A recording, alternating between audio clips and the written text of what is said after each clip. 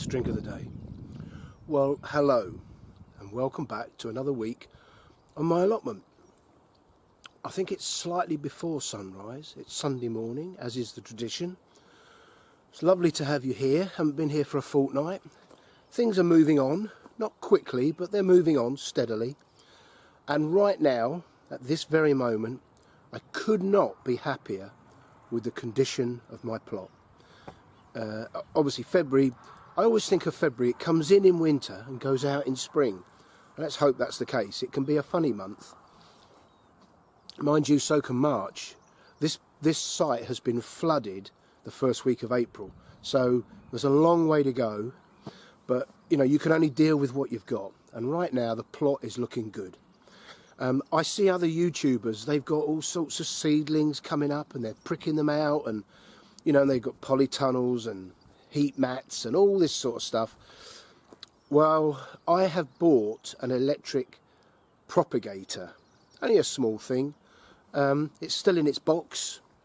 I'm not planning to use it till at least the third week of February, I guess.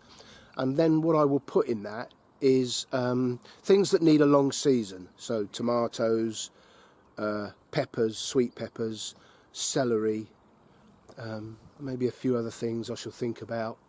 Yeah, it's great to be here. I've got the fire on. It wasn't a bad sunrise this morning. The sky's looking a little bit moody. There might be a sting in the tail at some point today. But you're all very welcome. So without further ado, while I finish my brew, that rhymes. Let's have a look around the plot and see what I've done since the last time you were here. Well, starting up here at the shed, with the fire crackling, the kettle on a rolling boil, my little solar light keeping me illuminated. The first big news, and it's a significant moment in any garden, is the snowdrops are coming out. Absolutely love that. I'm really happy with the way I've got this little rack on the gate working. I've got 5 pots of mini daffodils. I think they're tete-a-tete, and they're waiting in the wings, so when these snowdrops go over, the daffodils will take their place. The pond, same again. The primroses are coming up, adding a real splash of colour to the site. Absolutely love it. And you may remember last year Bridget gave me some poached eggplants, and she did warn me that they're quite invasive. And they've come back again this year, and there's even a little flower. So slowly but surely the plot is coming to life. And these pots here, one of my customers had some hyacinths given to her and she doesn't like them, so she said, could you just chuck those on the compost heap? So I said, well, if you don't mind, I'll take them. And that was last year, and I potted them up, left them in these pots and left them and forgot about them, and they're on their way. Gotta love that. And talking of snowdrops, my granddaughter Lexi's little deer planter, she put those snowdrops in there, and they've come up again, Lexi. Lovely.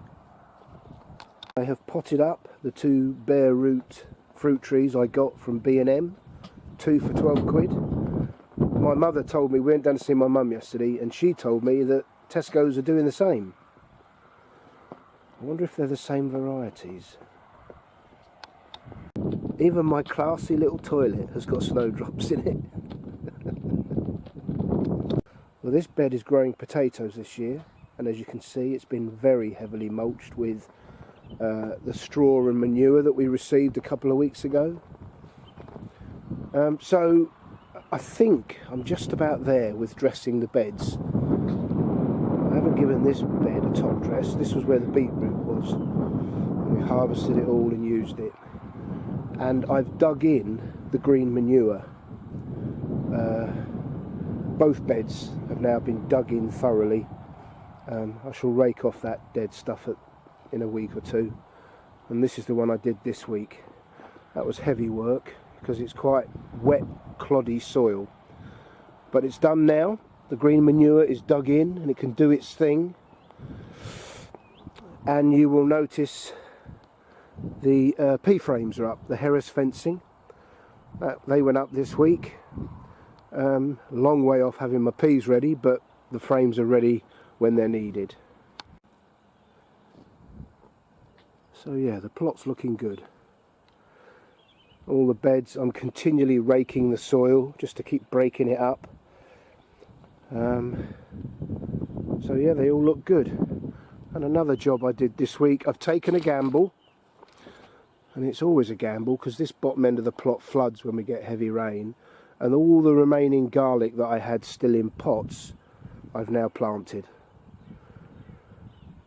Yeah, I'm taking a risk. But it's hardy stuff, garlic.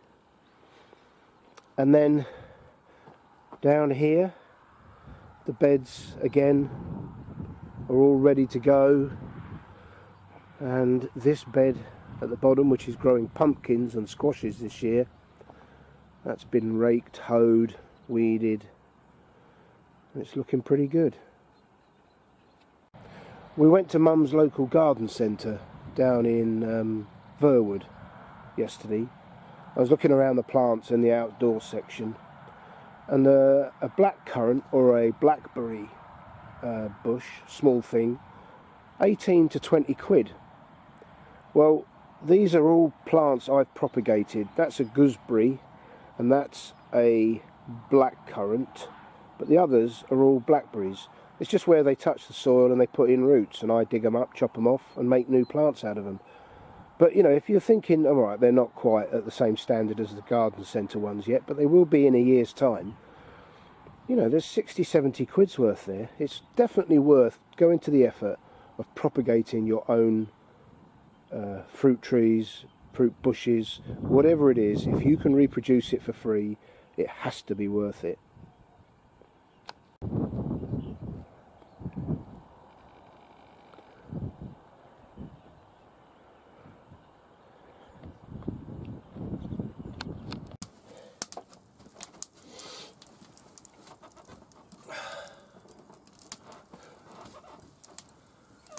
Oh, well, while I finish my brew, I thought of a couple of other little stories. They're nothing much.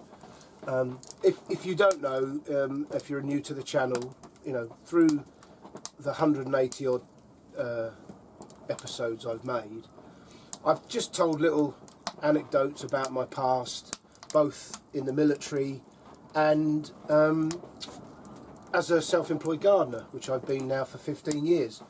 And you know, they're just mildly amusing. I don't go into the sort of more serious stuff of serving in the army. That's not what we're here for. But a couple of little ditties occurred to me this week when I was thinking back. And one of them was when I went to Beachley, very close to here, which is how I've ended up living here. I met my wife here when we were very young. And when I finished my boy service, 18, we then go to the adult army and do your basic training and so on, and I then went to join the commandos, and it was at the time of the Falklands War, and we all thought we were going to be BCRs, battle casualty replacements, but thankfully the Argentinians succumbed to the might of the British Army. Basically they got caught up in a fight between the Marines and the Paras. Foolish thing to do, getting in the middle of them two. And they got their noses bloodied. But yeah, they surrendered, so we never went. And so while they were sailing back and sorting out the Falklands, etc., there was a couple of months where I served on the rear party. Essentially, the rear party does guard duty, any remedial works that need doing prior to the unit coming back, and you look after the wives, make sure the wives are catered for and that they don't want for anything. And of course, at the time, we were in Plymouth, and Plymouth at the time was mostly Royal Navy with Marines and us Royal Engineer Commandos. Well, of course, everybody knew the Falklands War was going on and that the garrison had emptied and gone 8,000 miles south. So all the weirdos and perverts knew that there were lots and lots of wives living in houses on their own. And so our little patch for 5-9 Commando ended up with this, a flasher, That's what they used to call them. A bloke who used to loiter in the back of gardens late at night and expose himself to the wives through their kitchen windows and so on.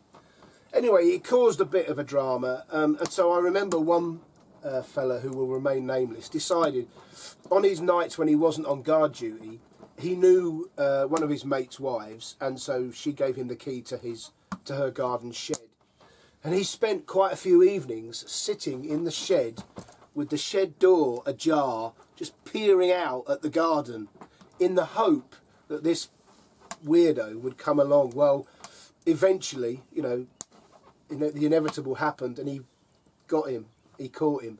I won't say what happened in that back garden, but he never came round flashing his bits again. I do believe he ended up in hospital, and the police back in those days had a bit of common sense about them, unlike today, and they weren't interested. You know, just desserts and all that. So yeah, that was one little thing. That chap was quite a character. And the other one was something that happened to me when I served in Northern Ireland. I had an accompanied tour in Northern Ireland, which is a little unusual, and we were based in RAF Aldergrove. We had a very nice house. We thoroughly enjoyed, as a family, our 2 years in Northern Ireland. Absolutely loved it. What a beautiful place. The people could not have been friendlier. I mean, obviously there were parts you weren't allowed to go for obvious reasons, but, you know, as long as you stayed away from those areas, we had some cracking times out there. And on one occasion, I did the Belfast Marathon. I think it was 2001. We were there over the millennium. And I was, you know, very busy doing training for this marathon. And we had a day out at the beach. I can't remember the name of the beach. It was on the north coast. It was right next to the lovely little town of Portrush. And we were on the beach that day, and I said to my wife, I've got to get a run in. So while she was on the beach with the children, I put my training gear on and I ran along, I think it was sand dunes. And then I went into the town of Portrush, and it's a sort of a peninsula sticking out into the Irish Sea. And it's a lovely little town. It's got a nice little promenade all the way around it.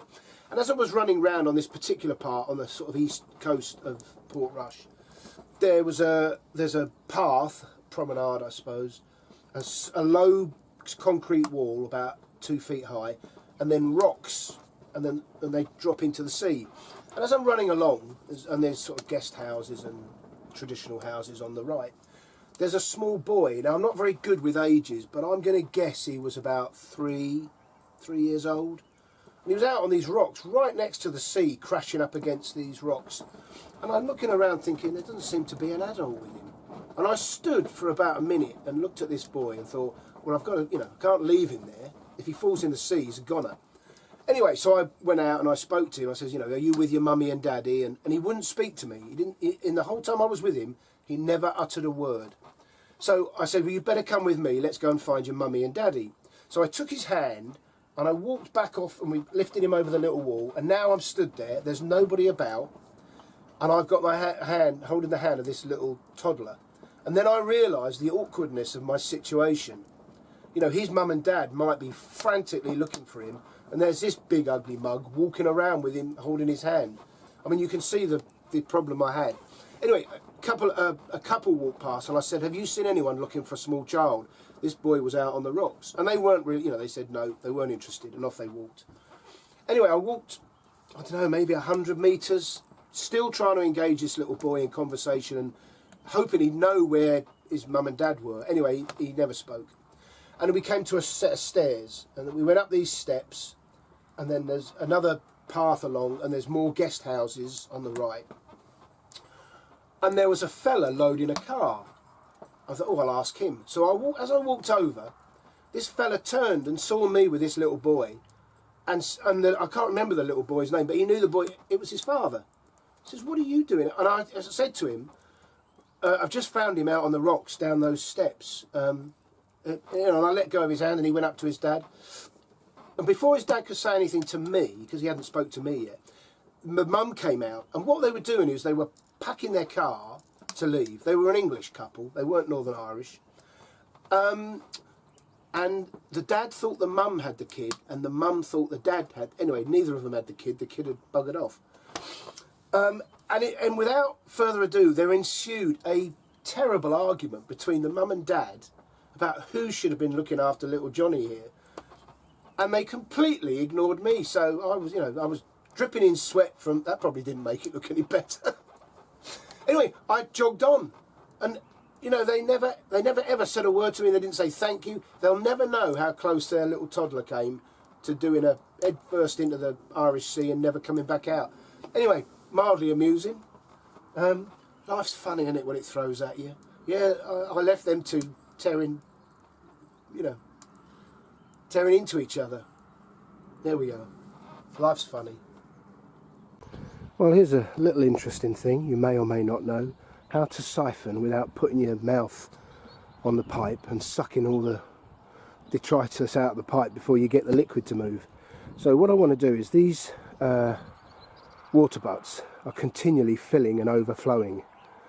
And all I do with the water is I put a watering can in and then I empty it into the ditch which runs down here between my neighbour and me, and it flows away down the hill. But what I've done is I've rigged up this Heath Robinson aqueduct, and I want to empty these down to about a third so I don't have to continually keep using watering cans to empty them. And I'm going to do it using that piece of garden hose, and I'm not going to siphon it in the conventional way. So here goes. So to siphon without, you know, I don't want to be putting my lips around that and sucking God knows what kind of bacteria out of that. So take the other end of the hose, drop it in slowly, and that allows the water level to move up the hose.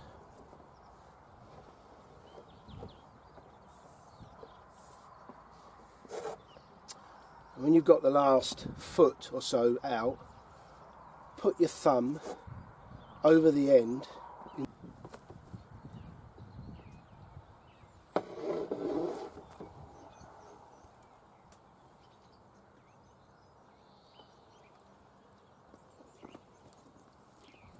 And there it goes.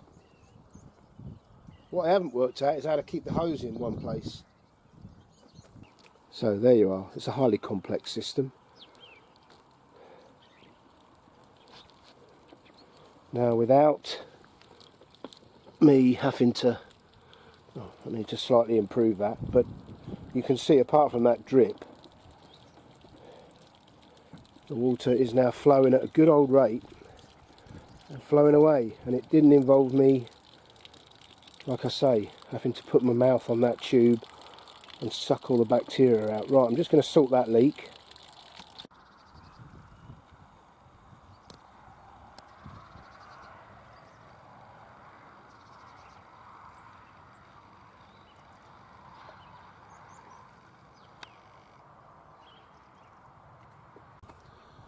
Well, as I've said, my plot is in extremely good condition. I've worked hard through the winter months to improve the soil in each and every bed, depending on what's available to me in the way of compost and manure, and what I'm growing in that bed, of course. But we're now moving, you know, spring is in sight, and whilst the weather can still have a sting in the tail and we can go backwards just as easy as we go forwards, there are other things that I am doing and that you can do to get your plot in tip-top condition. So let's have a look at some of those things now. I'm going to give the strawberry plants an organic feed now, which will give it a few weeks to work down into the soil for spring, when the plants start to put on their growth spurt.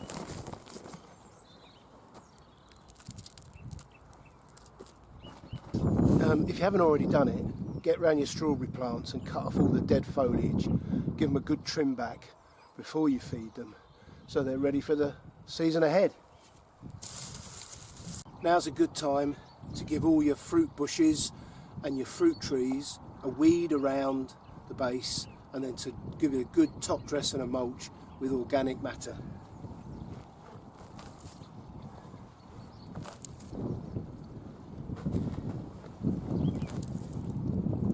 Suppresses the weeds and gives the plant a feed just at the right time.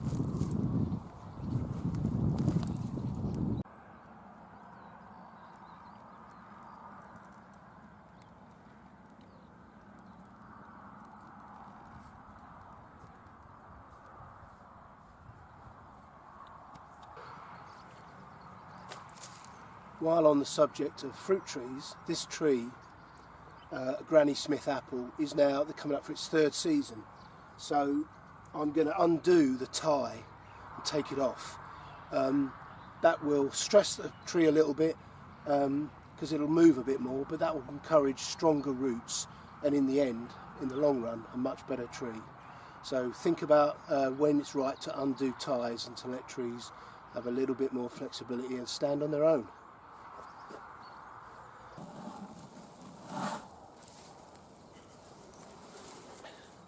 Get all your EnviroMesh, your netting and everything else that goes with it out and check it all for holes. I've learnt the hard way to store this where mice can't get at it.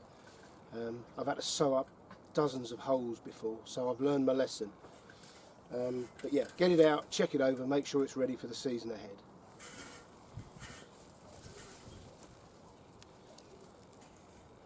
I even managed to cut the grass around my plot this week. That can't be bad in February.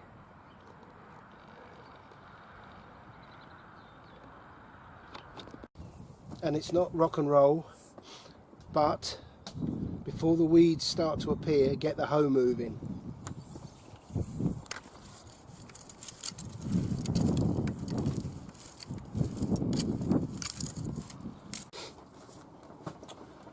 Well, I think what is needed is a bit of culture.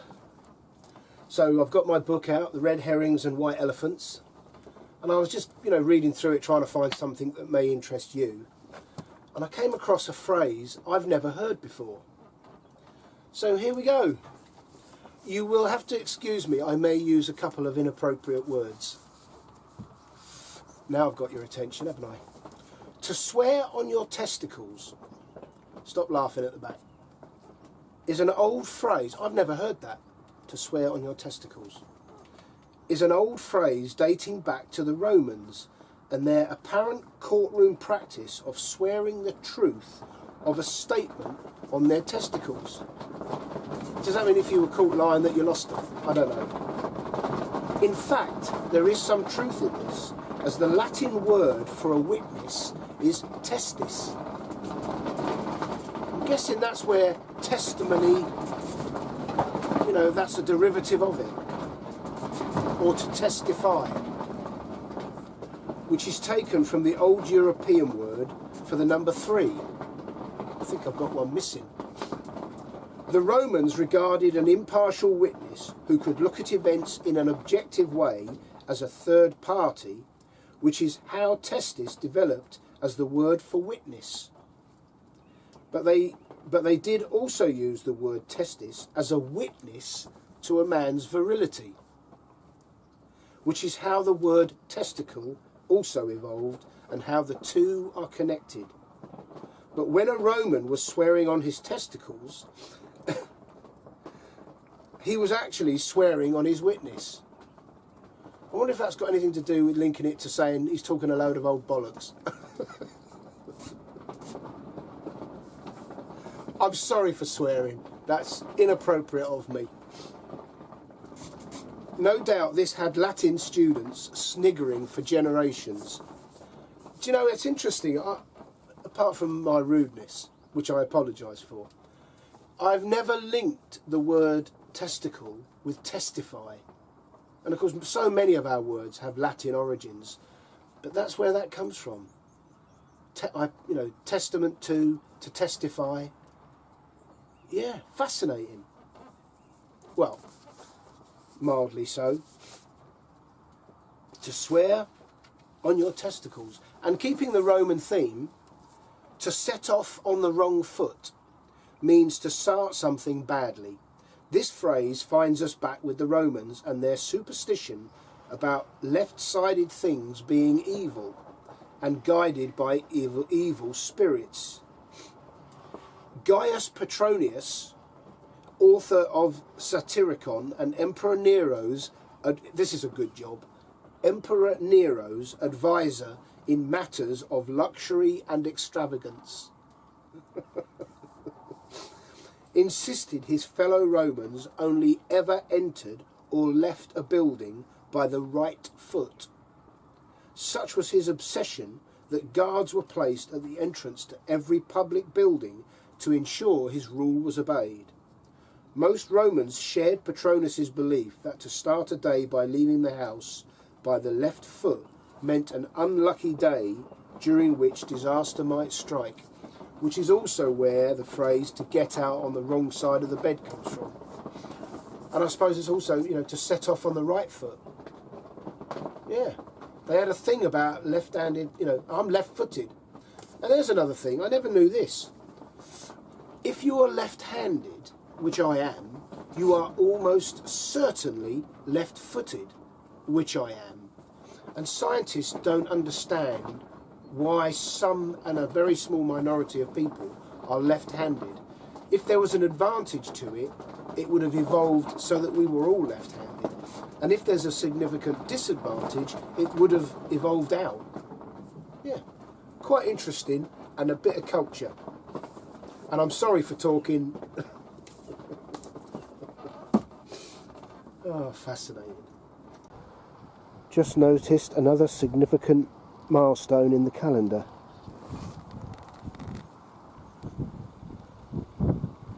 I have my first frog spawn. I have read somewhere that frog spawn can be expected in ponds usually around Valentine's Day. Perhaps there's a link to that somewhere, but there it is, the first, I would imagine, of much more.